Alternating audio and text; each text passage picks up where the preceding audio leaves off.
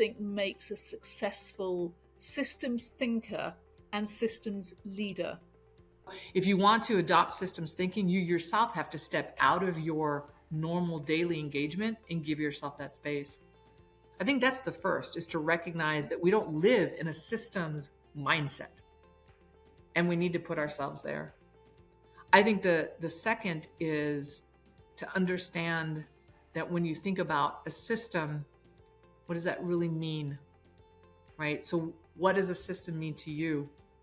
And to me, the system is not just the bounding of it, but what's inside. A systems thinker has to think much more now about relationships and communication between those relationships. Because that system really is only a system if the members of it are engaging. Absent that engagement and that communication, they're just little nodes sitting there. Actually, that invitation to step outside of your slice also invites a huge level of discomfort. We've celebrated leaders who are experts and have the answer. And when you step outside your pillar, you may not have the answer. And I think that's difficult for leaders as they transform or evolve. And we're also very keen on measuring outputs.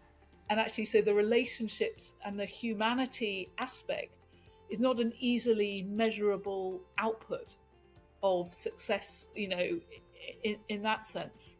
What's interesting to myself is you mention the outputs and just how we judge success. If a successful system is one that's functioning, then really success may be very difficult to see, because how do you judge that you as a leader are really empowering those within that system or the people within your organization to engage and communicate, right? Because that is what's creating the output, the ideas, the innovations, the efficiencies and effectiveness. But how would you like to go to your board and say, well, what I did is I really helped my people talk to each other in effective ways? That's, our reward system is not rewarding what really is fundamental to systems. And so I think that's sometimes the disconnect. Active listening as well, and then listening with emotional intelligence. Because I think you hear the words, but are you actually hearing the meaning? But in the sense of, what would you identify as the most common challenges for both supply chain and procurement?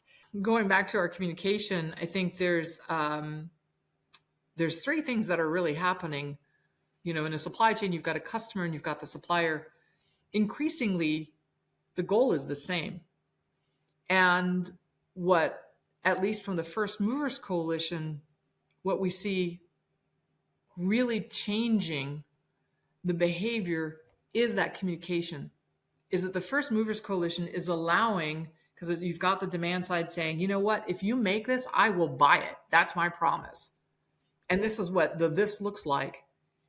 And you've got a supplier who's saying, okay, I'm willing to do this, but I need somebody to invest in me because this is not an inconsequential change. And you want me to make this. What really needs to happen is both are committed to wanting to, but connecting and making sure and trusting each other. And so it really means that you have to have both actively communicating, truly understanding motivations, both challenges and opportunities, and doing so in a way that the two trust each other. Or what advice would you give to board members when thinking about supply chain and procurement in the context of the wider sustainability challenge for their organizations? To value it as a change agent more than they may have. Therefore, to empower the senior leadership of an organization to make transformative changes to that function, which means to allow it to absorb more risk, i.e., to allow the procurement department to potentially set aside a certain percentage of what it expends in a category and say, this is kind of our R&D procurement.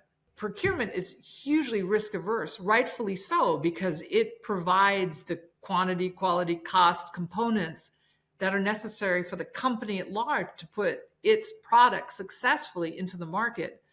So you don't really want to put that at play. So I do think it requires almost a board to be open to a CEO who says, I do want to transform my procurement department. I want it to be part of my decarbonization net zero organizational commitment. I want it to accept a bit more risk and understand that that may have ramifications, but it also is really the only way to bring in the innovation and the change that we need. That type of risk and change, I think, really does require board buy-in.